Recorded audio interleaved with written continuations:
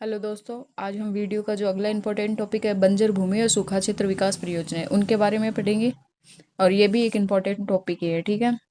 देख इसके बारे में जो क्वालिटी एजुकेशन की जो बुक है उसके अकॉर्डिंग देख लेते हैं, ठीक है। राजस्थान में जो बंजर, पहली बात तो जो बंजर भूमि का मतलब बताया है कि बंजर भूमि वो है जो किसी यूज में नहीं आ रही है, ठीक है। और इसकी जगह कहाँ पर है तो थारका मरुस्थल बंजर भूमि में ही है और थोड़ा बहुत अरावली के पास वाला है। आगे चलते हैं तो जो आर्थिक समीक्षा 2024-25 है जो हमारी आएगी उसके अकॉर्डिंग डेटा देख लेते हैं अपन। सबसे ज्यादा एक तो शुद्ध बोया हुआ क्षेत्र याद रखना, पहले तो कुल भूमि देख लो 342.74 लाख है, ठीक है। शुद्ध बोया हुआ क्षेत्र 53.10 है और बंजर भूमि 10.26% है, ठीक है। ये दो मेन याद रखो। आगे चलते हैं तो स्थायी जो चारागाह है और अन्य गोचर भूमि है वो 4.8%, एक ही है, थोड़ी याद रखो। इतना बहुत है। आगे चलते हैं। जो राजस्थान में बंजर भूमि और चारागाह विकास बोर्ड है, इसके 2016 के अंदर इसको 2016 के अंदर बंजर भूमि और चारागाह को विकसित करने के लिए उद्देश्य से राजस्थान में बंजर भूमि विकास बोर्ड का नाम, बंजर भूमि विकास बोर्ड एक बनाई गई, ठीक है। एक विकास कार्यक्रम बनाए, जो बोर्ड की स्थापना की गई, फिर उसका नाम बदल कर बंजर भूमि, फिर उसमें चारागाह और ऐड कर दिया। आजकल क्वेश्चन ऐसे ही पूछे जा रहे हैं कि नाम परिवर्तित करके क्या कर दिया।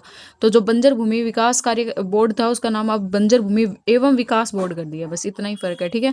और इसका नाम चेंज कब हुआ? 11 फरवरी 2022 को, ठीक है। आगे चलते हैं। जो चारागाह बोर्ड बनाया गया इसके अंदर मेन तो देखो चारागाह समितियां बनाई जाएगी और भूमि एवं दायित्व के संबंध में कार्यक्रम चलाए जाएंगे, बस इतना ही है। फिर राजस्थान में जो सूखा है, सूखा राजस्थान में एक मतलब प्राकृतिक आपदा के जैसे है, ठीक है। सूखा पड़ता ही रहता है हर 2-4 सालों में और लगभग हर साल, ठीक है। ये एक पारिस्थितिकी संकट बनता जा रहा है धीरे धीरे, इसमें और कुछ नहीं है। सूखा निवारण के उपाय दिए तो वृक्ष लगाओ, नदी जल आपूर्ति। आगे देखते हैं। और आगे देखो, पानी बिजली अनाज की बचत करो, संसाधनों का सही तरीके से उपयोग करो, सामूहिक ग्राम सेवा योजनाएं चलाए। आगे देखते हैं। तात्कालिक उपाय करो, जैसे कि सूखे की स्थिति को सरकार मौसम विभाग पर न रहकर तत्काल मतलब खुद प्रयास करे। दीर्घकालीन उपाय करो, जैसे सिंचाई परियोजनाएं और ये सब मतलब लंबे समय तक के लिए यूज हो सके वैसे काम करो। आपदा कोष की स्थापना करो कि भाई कल को हो जाए तो अपने के पास कोष पहले से हो, ठीक है। सूखे की स्थिति देखो, राजस्थान में 3 वर्ष में सूखा, हर 3 वर्ष में एक बार सूखा पड़ जाता है, बाड़मेर, जैसलमेर और जोधपुर में। 4 वर्षों में पड़ता है ये चूरू, नागौर, हनुमानगढ़ वाले एरिया में। 5 वर्षों में एक बार पड़ता है अलवर, बांसवाड़ा, भीलवाड़ा बीच वाले एरिया में, ठीक है। 6 वर्षों में पड़ता है चित्तौड़, झालावाड़ा इनमें। और 8 वर्षों में मतलब सबसे कम सूखा पड़ता है धौलपुर और भरतपुर के अंदर। आगे देखें तो राजस्थान में जो मरुस्थलीकरण है, मतलब मरुस्थल का जो विस्तार हो रहा है वो धीरे धीरे बढ़ता ही जा रहा है, ठीक है। मरुस्थलीकरण या मरुस्थली वो भूमि है जहाँ पर कुछ उपज नहीं होती है, ठीक है।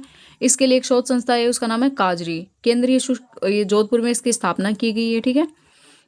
आगे चलते हैं। इसमें और कुछ इंपॉर्टेंट नहीं है। राजस्थान में वर्तमान में जो मरुस्थल इसका ज्वलंत उदाहरण है, जहाँ कभी यहाँ पे पहले सरस्वती नदी बहती थी पर अब कोई मतलब बहुत सारी सभ्यताएं थी पर अभी कुछ भी नहीं है, ये इसका मेन रीजन है मरुस्थलीकरण का।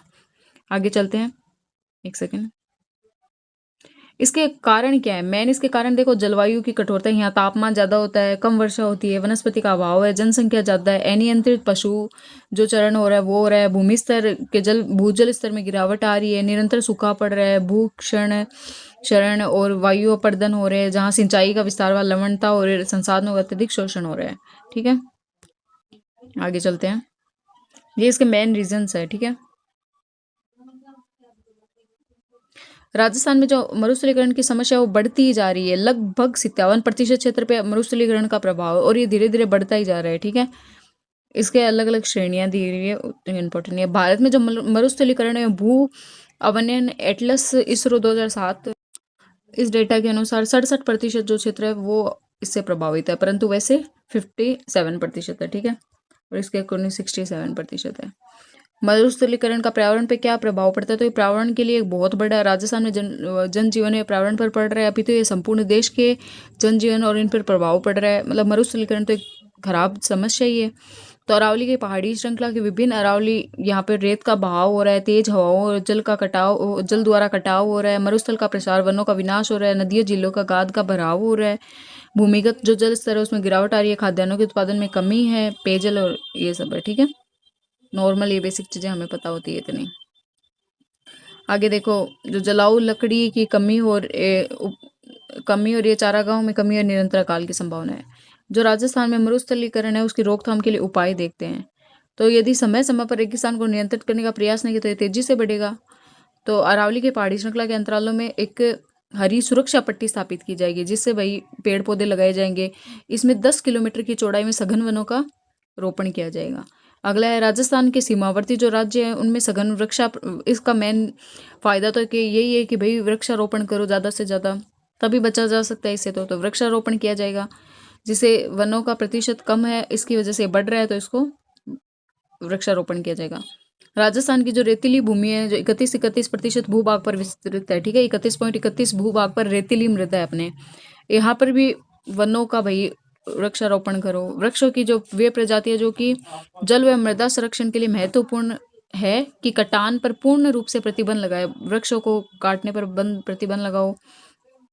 अरावली के पश्चिम में जो थारका मरुस्थल है में दक्षिण से उत्तर से दक्षिण की ओर अनेक वनस्पति पट्टियां विकसित की जाएगी, ठीक है, उसमें पेड़ पौधे लगाओ। पशुचारण संख्या पर नियंत्रण किया जाए, चारागाहों का वैज्ञानिक ढंग से विकास किया जाए, रेतीली मृदा क्षारीय बंजर भूमि का उपयोग भी किया जाए, उपयोग सभी, ठीक है। आगे देखते हैं। फिर राजस्थान में जो अकाल है, पगपुंगल, धड़ कोटड़े, बाहू बाड़मेर, जाए लादे जोधपुर, ठावे जैसलमेर, ठीक है। इस दोहे का अर्थ है कि अकाल के पैर, ये सब छोड़ो, दोहे से आपका क्या लेना देना भाई। राजस्थान का जो अधिकतर भाग है मरुस्थलीय है, इसका तो हमें पता है। पश्चिमोत्तर मानसून में, यहाँ मानसून में भी कमी है, पेयजल की भी कमी है, सिंचाई भी नहीं है, ठीक है। यहाँ हजारों गांव प्रतिवर्ष अकाल से ग्रसित होते रहते हैं। निरंतर जल स्तर में कमी आ रही है जो कि एक बड़ा संकट है। बांधों में चिंता दिखाई दे रही है, तूफान, नदियां, इन सब की संकट बना रहता है, ठीक है।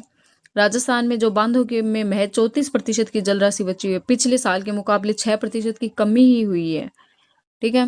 बूंद बूंद से बचने के लिए मतलब सिंचाई परियोजना को यूज करो, ठीक है। 1966 के अंदर राज्य में अब तक सबसे भयानक अकाल पड़ा था, इसे गेट राजपुताना अकाल भी कहते हैं। राजस्थान में प्रत्येक गुजरात, पश्चिम राजस्थान, इन सब में यह अकाल पड़ा। कुए, एक सेकंड,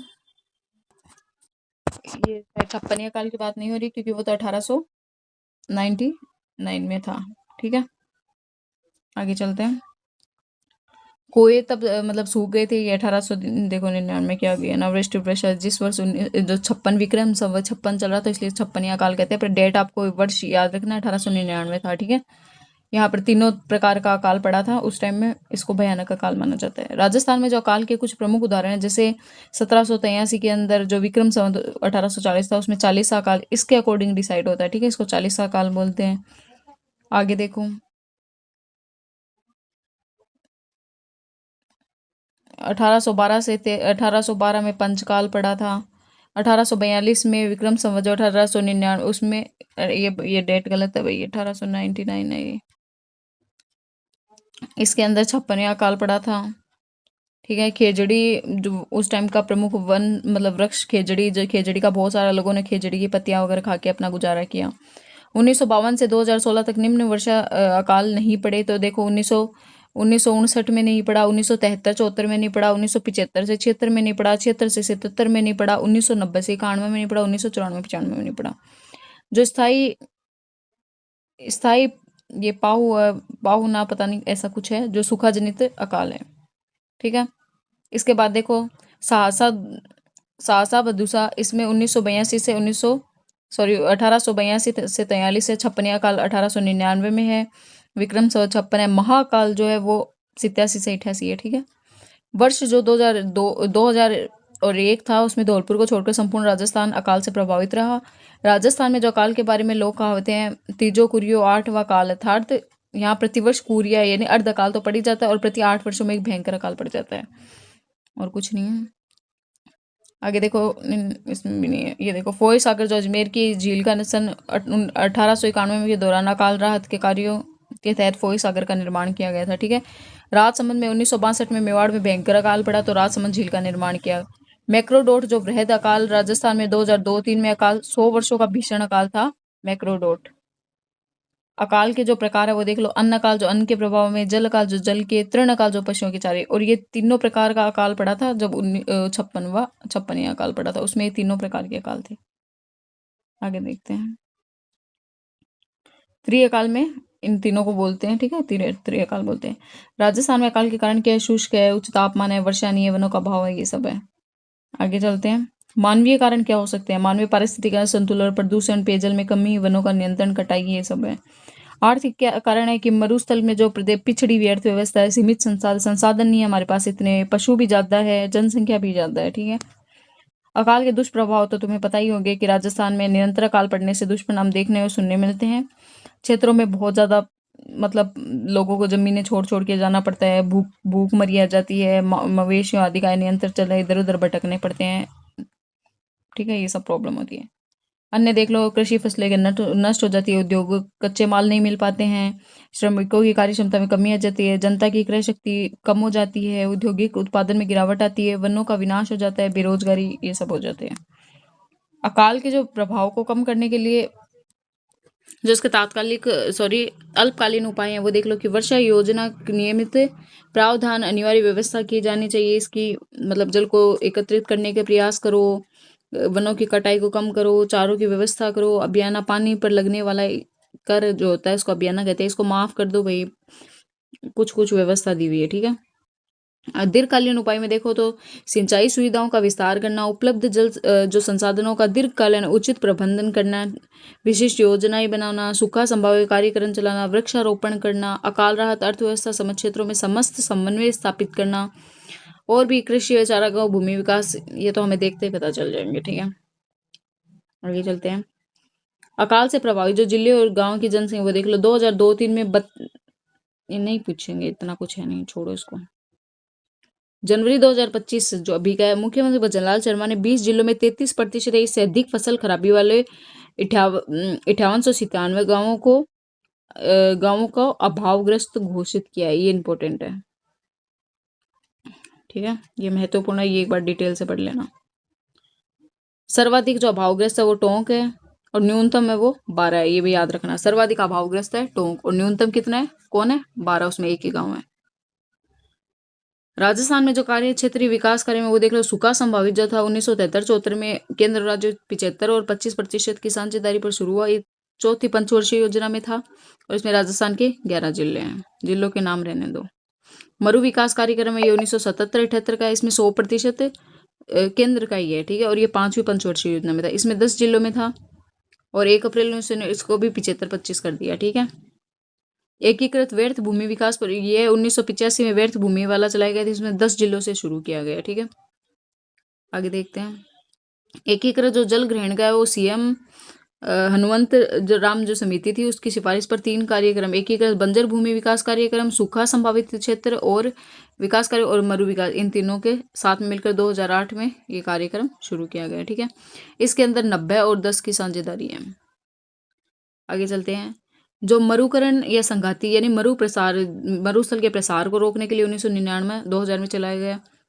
मरु गोचर योजना, ये योजना 2003 और 4 में चलाई गई, ये पश्चिम के 10 जिलों के अंदर चलाई गई, ठीक है। इसमें भी वही 25 का मेन, तो आप ये 25-75 वाला याद रख लो। अरावली विकास कार्यक्रम है ये 74-75 में जापान के सहयोग से चलाया गया है, इसमें भी 10 जिले हैं, और ये शुरू कब हुआ, 92-93 में।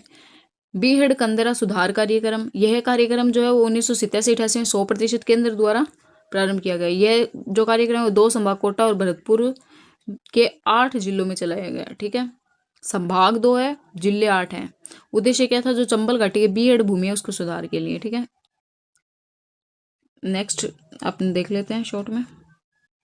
मुख्यमंत्री थार सीमा क्षेत्र विकास कार्यक्रम जो कि 150 करोड़ के लागत पर हुआ, घोषणा कब हुई, इस बार के बजट में, ये इंपॉर्टेंट है, इस बार के बजट का ही उद्देश्य क्या, अंतर्राष्ट्रीय सीमा के निकट वाले जो परिवारों की सुविधा के लिए चलाया गया, जो अंतर्राष्ट्रीय जैसलमेर, बीकानेर, ये सब, जोधपुर। जो भूजल संसाधनों का आकलन देखें तो प्रत्येक 3 वर्ष के अंतराल पर आकलन किया जाता है, ठीक है। ग्राउंड वाटर एस्टिमेशन कमेटी जो GIC का निर्देशानुसार की नवीनतम रिपोर्ट जो है सितंबर 2023 को आई, ठीक है। उस रिपोर्ट के अनुसार देख लेते हैं। सुरक्षित कितने, 38 है, ठीक है, 38 ब्लॉक। अर्ध विषम है 22, विषम है 23, अति दोहित है 216, लवणीय है 3, और टोटल 302। एक मैंने शॉर्ट में देख लेते हैं, इसमें नोट्स लिखे हुए हैं। सीमावर्ती क्षेत्र जो विकास कार्यक्रम है 1986-87 का है, ठीक है। राजस्थान के 4 जिले गंगानगर, बीकानेर, जैसलमेर और बाड़मेर शामिल है इसमें। 4 जिलों के 16 खंड शामिल है। यह कार्यक्रम 1993-94 में पुनः गठित किया गया। मेवात क्षेत्र विकास कार्यक्रम ये भी इंपॉर्टेंट है। ये 1986-87 को राजस्थान सरकार द्वारा प्रारंभ, इसमें जो है मेव समुदाय मुख्यतः अलवर, खेरतल, तिजारा वाला है, उसको शामिल किया गया है। ठीक है, इसके मुख्यतः 7 गांव शामिल हुए। बजट 2024-25 में से 50 करोड़ की लागत है इसमें शामिल की गई। ठीक है, जो डांग क्षेत्र विकास कार्यक्रम है ये 1986-87 का है। इसके अंदर 100% राज्य सरकार का ही है। डांग क्षेत्र आप समझ गए, करौली वाला। पुनः इस कार्यक्रम को 2005-06 में पुनः गठित किया गया। इसमें 2 संभाग जो भरतपुर और कोटा है। आगे चलते हैं, इसमें 2 संभाग हैं और उनके 8 जिले शामिल हैं। 26 पंचायत ये छोड़ो। मगरा क्षेत्र विकास कार्यक्रम है तो मगरा वाला 2005 का और 6 का है। ठीक है, मगरा क्षेत्र राजस्थान के दक्षिण भाग से पहाड़ी क्षेत्रों से जो जनजातीय विकास के अंतर्गत नहीं आते हैं। ठीक है, संबंधित क्षेत्र इससे 5 जिले हैं, ब्यावर, भीलवाड़ा, पाली, चित्तौड़, बीच वाला एरिया है। ठीक है, इस क्षेत्र में निवासियों को सामाजिक और आर्थिक विकास को सुधार करने के लिए इसको चलाया गया। इस क्षेत्र विकास कार्यक्रम में जल ग्रहण विकास, लघु सिंचाई, पशुपालन, पेयजल आदि को सम्मिलित किया गया। धन्यवाद।